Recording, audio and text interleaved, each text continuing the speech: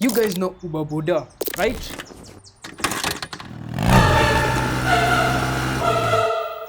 And you know that they have electric Bodas, right?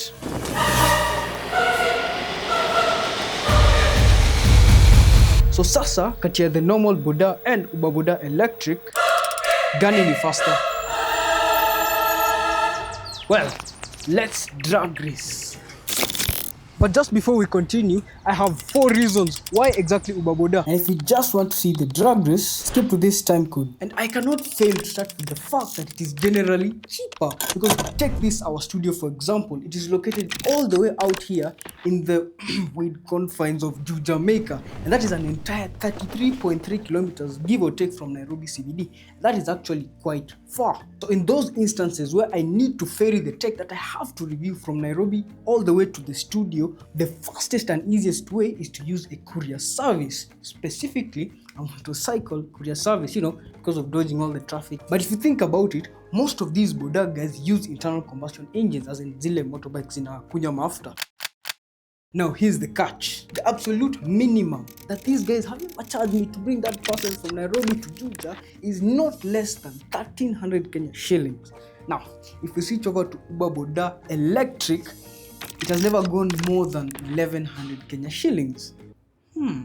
I even sometimes kick myself when I remember the fact that I only learned about Boda electric just a couple of days because, and this is a better example, during specifically that day we were shooting the BYD Lion 7, I needed to get batteries for my Sony ZV-10 Mark II, and I bought them from On Time Electronics at Platinum Plaza, and they were to be ferried all the way from there to BYD HQ. Just to give you perspective, iko opposite Nyayo Stadium. Do you know what the traditional Boda guy charged me? Almost 500 shillings, and of course in this economy I said no. So I ordered an Boda electric parcel delivery, and guess what? Only charged me 200 shillings. Double. Now, with regards to passengers, hypothetically, if you travel from somewhere like Archives to BYD HQ or somewhere around Nyayo Stadium, you would be charged not less than 400 shillings by the traditional Boda guys. For Boda electric, just 200 shillings again, sometimes even 180. Triple.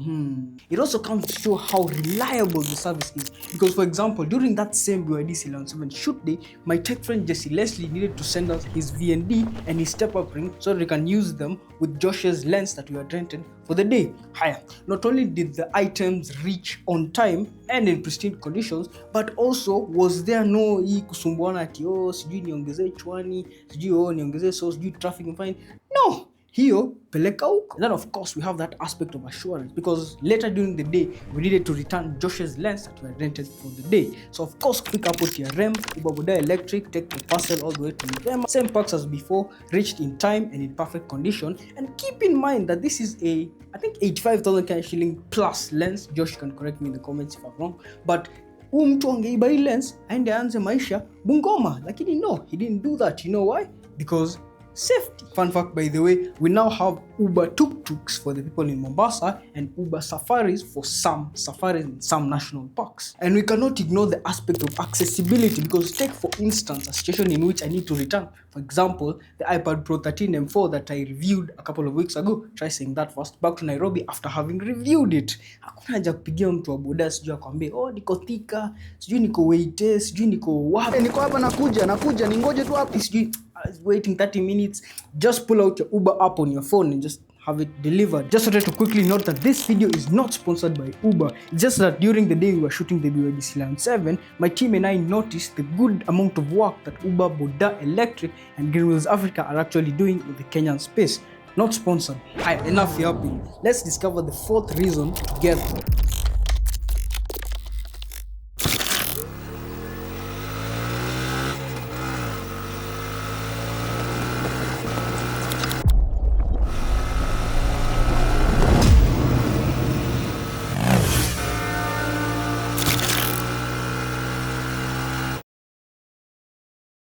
Sort of lost the footage that was of the camera that was right here at the finish line. My bad, completely my fault, I accept, but it's not too bad of a deal because I can map it out. The finish line was right here. So rest from right over there, right over here. And as you have seen, the Bajaj Boxer won the drag race. In fact, we did 3 races in total, and the Bajaj Boxer 150cc won them all. So the Boda electric won't actually get you to your destination any faster. So what actually makes it slower? Simple, a speed limiter, which arguably makes it safer. You see, the electric bike is, well, electric, and so we expected it to at least get off the line fast, but it didn't. The 150cc Bajaj Boxer definitely proved faster. But actually, Uber gets all of its electric bikes from a company known as GreenWheels Africa, and this company aims to solve slow charging by swapping batteries. That's actually genius. So about charging, the rider first arrives at a battery swapping station. He then takes out his almost depleted batteries from the compartment, which is actually quite deep, by the way. Pause. I never really anticipated it to hold 2 entire huge batteries. So to swap both batteries, he has to load up 265 shillings to his account. After some processing, the machine opens up 2 empty slots. Hapa sasa ndio the rider will act fast to insert his batteries so that they can charge.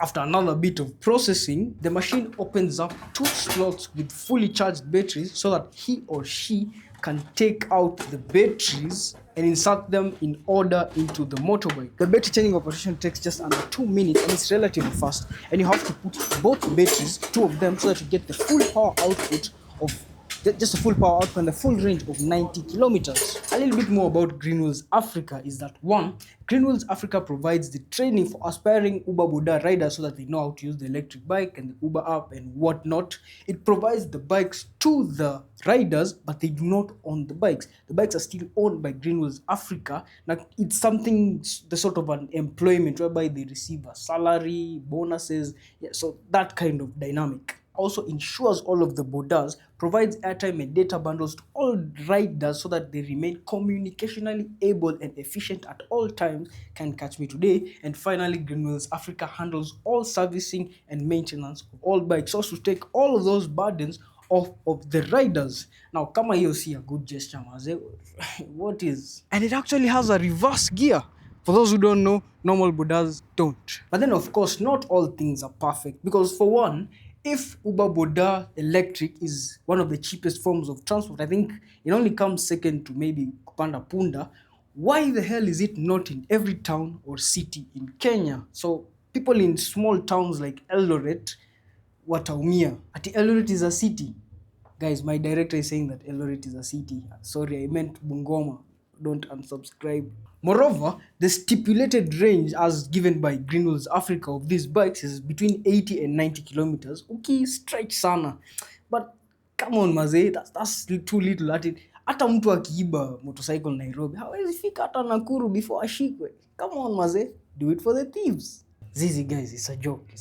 Also, and I've experienced this personally, because there are quite few, it is actually hard to get something like an Uber Boda electric even somewhere out here in Juja, because I can wait between 10 and 20 minutes just to get a rider, so it can sometimes be frustrating. But at the end of the day, motorcycles are unfortunately still motorcycles, because take this fun fact. For example, motorcycles make up about 3% of the world's total vehicle count, but they account for over 20% of all traffic deaths. So even if Uber Boda electric is one of the cheapest ways to travel, so we are logically thinking, it is still one of the most dangerous ways to travel, not throwing trash, because this also falls onto the normal Bodas. And it's not like they've implemented so much more safety features as compared to the normal Bodas. Apart from, maybe you could argue that it is quieter, so it is noise pollution. For example, kama unaishi Juja, so I may modify the exhaust. But anyways, it is still a dangerous form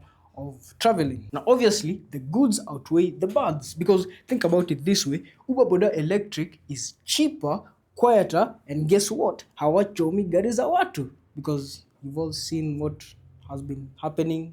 You've all seen what has been happening. But anyways, as per now, for me, Uber Boda electric is the future. What do you think of Boda Bodas? And lastly, that map animation, in my opinion, was too good for me not to show it to you again.